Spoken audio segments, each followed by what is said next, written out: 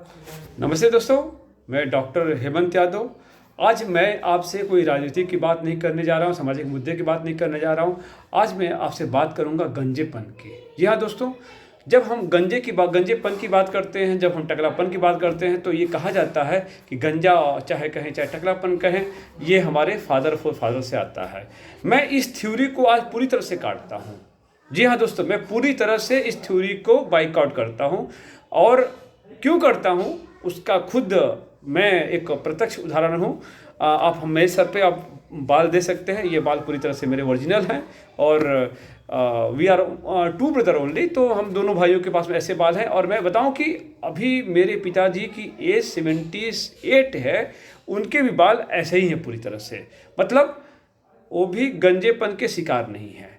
मेरे ग्रैंडफादर थे, वो भी गंजेपन के शिकार नहीं थे। मेरे पिताजी 2 भाई थे।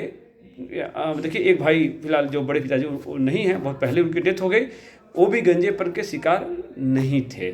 लेकिन जो मेरे जो ओल्डर ब्रदर हैं, मतलब जो बड़े पिताजी के 2 बेटे हैं, वो लोग वर्तमान में गंजेपन के शिकार हैं। यानी उनके बाल जो हैं सामने से उड़ गए हैं। और उनके जो 4 बेटे हैं, उसमें से दो के गंजेपन के शिकार हैं, 2 गंजेपन के शिकार नहीं हैं। तो फाइनल फाइंडिंग यहाँ पर है कि ये अनुवांशिकता का कौन सा ऐसा रूल है जो एक ही परिवार में, मतलब कि मेरे जो ग्रैंडफादर थे, उनके जो 2 बेटे थे, मतलब कि पापा और अंकल, दोनों लोग के बाल अच्छे थे। लेकिन जब हम तीसरी पीढ़ी में आते हैं, उसमें से कुछ के बाल जो हैं, कुछ लोग गंजेपन के शिकार हैं, कुछ लोग गंजेपन के शिकार नहीं हैं। तो जो मेंडल का जो लॉ कहता है, XY क्रोमोसोम के अनुसार से, मतलब कि मेल की जो जीन है जो Y पे चलती है, और जो Y जो हेयर का जो जीन है मेल के, वो Y से होकर गुजरता है। तो ये जो लॉ जो है आज ये गलत हो रहा है।